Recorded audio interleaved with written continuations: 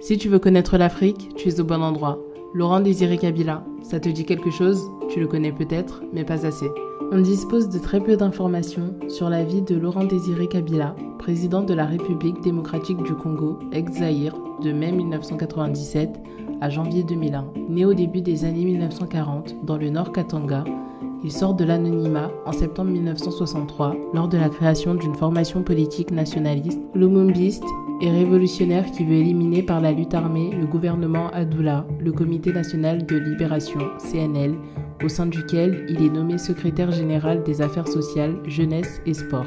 En juillet 1964, lors de la prise d'Albertville, l'actuel Calémier, capitale du Nord Katanga, par l'armée populaire de libération, on le retrouve vice-président d'un gouvernement provisoire qui ne durera que quelques mois.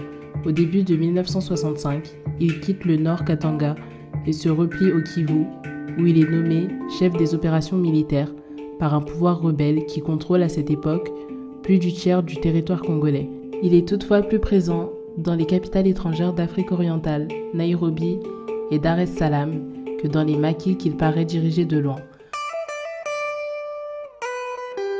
Lorsque Che Guevara le rencontre à Dar es Salaam en février 1965, il est de prime abord séduit par lui. Le jugement du Che sera ensuite très négatif sur le sérieux des chefs rebelles congolais, y compris sur Kabila, auquel il reproche d'être toujours absent du front. Che Guevara semble avoir perçu les objectifs réels de Kabila. Selon lui, Kabila est opposé au chef historique de la rébellion congolaise, Béni et Soumaliote, ce qui lui permettait, écrit-il, de faire échapper à leur influence sa propre zone, la région sud-orientale, c'est-à-dire la zone de Fizi et de Baraka, qu'il dirigeait en tant que vice-président du CNL. Laurent Désiré Kabila préfère être le patron dans ses maquis plutôt que de viser à une carrière politique nationale, de devoir jouer avec une classe politique qu'il considère comme corrompue. C'est cette préoccupation qui va effectivement le déterminer pendant les 20 années suivantes. De 1967 à 1985, Laurent Désiré Kabila va mener une sorte de double trajectoire. Il est à la fois le chef révolutionnaire incontesté d'un maquis peu étendu, situé dans les montagnes de l'extrême sud du Kivu, mais aussi un commerçant qui retire de substantiels bénéfices du trafic d'or et d'ivoire, dont il détient le monopole dans son maquis.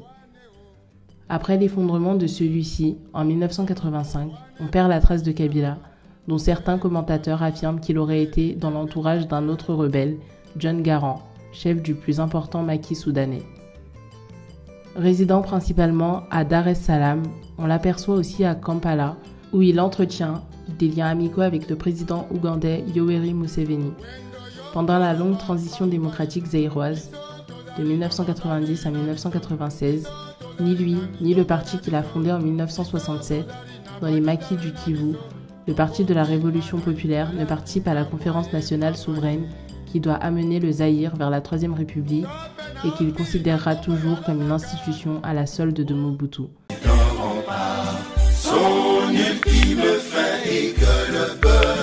Il sort soudainement de l'ombre en septembre 1996. Il signe à Gisenyi, Rwanda, avec 3 autres rebelles et exilés zaïrois, Deogratias Bugera, Kisas Ngandu et Masusu Ndanga, un protocole d'accord créant l'Alliance des forces démocratiques pour la libération du Congo-Zaïre, AFDL, dans lequel les 4 participants s'engagent à œuvrer pour chasser Mobutu du pouvoir. À l'exception de Kisas Ngandu, aucun des signataires n'a cependant de combattants à destiner à ce projet. Ils devront donc compter au départ uniquement sur l'apport des troupes et de la logistique militaire des armées rwandaises, ougandaises puis angolaises. Commence alors l'étonnante anabase militaire et politique qui en quelques mois conduit l'AFDL du Kivu à Kinshasa.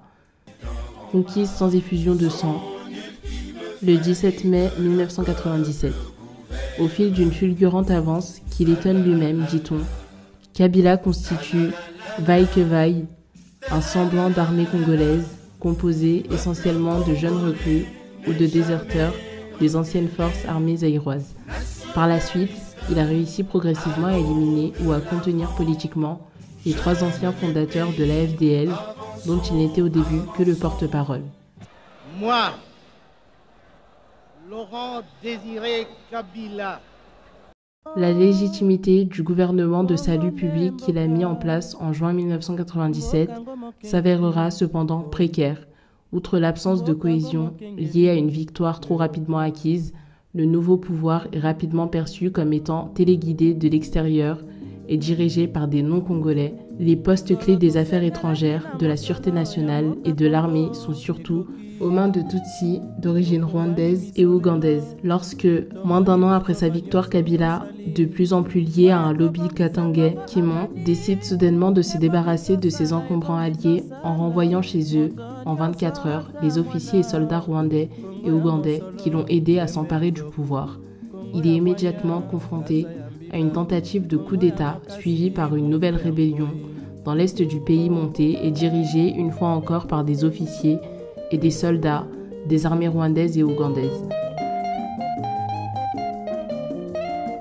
L'appui militaire de pays comme le Zimbabwe, la Namibie, l'Angola et le Tchad est acquis à Kabila, mais la guerre s'enlise sur tous les fronts et son issue reste douteuse.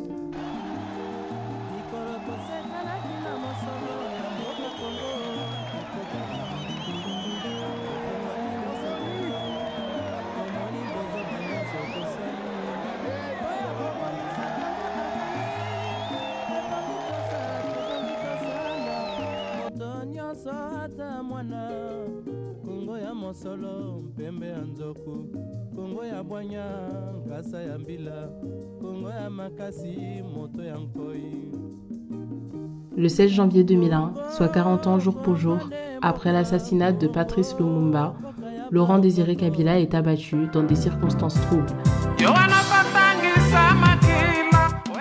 Il est à ce moment isolé politiquement et diplomatiquement. Ses apports avec les puissances occidentales qui lui reprochent les carences de gestion économique de son régime et son entêtement à ne pas vouloir entamer sérieusement un dialogue avec l'opposition armée et non armée au Congo sont gravement détériorés. Un de ses principaux alliés, l'Angola, prend ses distances par rapport à lui et entame même, probablement, sous pression américaine, de discrètes négociations avec l'Ouganda. Sur le plan intérieur, sa légitimité est affaiblie par la montée en puissance de diverses factions au sein du noyau dur du pouvoir. Durant l'hiver 2000-2001, la prise de Pweto par les rebelles appuyés par l'armée rwandaise est une défaite symbolique majeure pour le chef de l'État. Cette agglomération, tenue par les forces angolaises et zimbabwéennes, est proche de Lubumbashi, le principal fief politique de Laurent Désiré Kabila. Dans un vide constitutionnel total, il n'y a pas de constitution susceptible de régler la transition. Un comité de crise réunit les ministres d'État Gaëtan Kakouji, des Affaires étrangères Abdoulaye Guérodia et de la Justice Moïse Kongolo, sitôt après l'assassinat de Laurent Désiré Kabila, qui finit par désigner son fils, le général-major Joseph Kabila, pour lui succéder. Par cet acte, les autorités déclarent avoir accompli la volonté du président décédé, qui avait désigné pour lui succéder, en cas de décès, son fils Joseph, alors numéro 2 de l'armée, selon son témoignage verbal, rapporté par le ministre de la Justice de l'époque, Moïse Kongolo, et l'aide de camp et colonel Edi Kapeni. Le militaire, qui contrôlait les généraux de Kabila après sa mort pendant le processus de la succession, sera d'ailleurs accusé plus tard d'avoir tenté de s'approprier le pouvoir. Le jour de l'assassinat, Gaëtan Kakouji, numéro 2 du gouvernement, décrète un couvre-feu sur toute l'étendue de la capitale. L'instauration du couvre-feu à Kinshasa a été ordonnée par le président Laurent Désiré Kabila, dit-il à la presse. Le 26 janvier, Joseph Kabila est investi président de la République. Abonne-toi sur nos réseaux sociaux, Facebook, Instagram et YouTube. Nous avons besoin de ton soutien. Soutiens-nous, Terre Africa, terre d'espoir.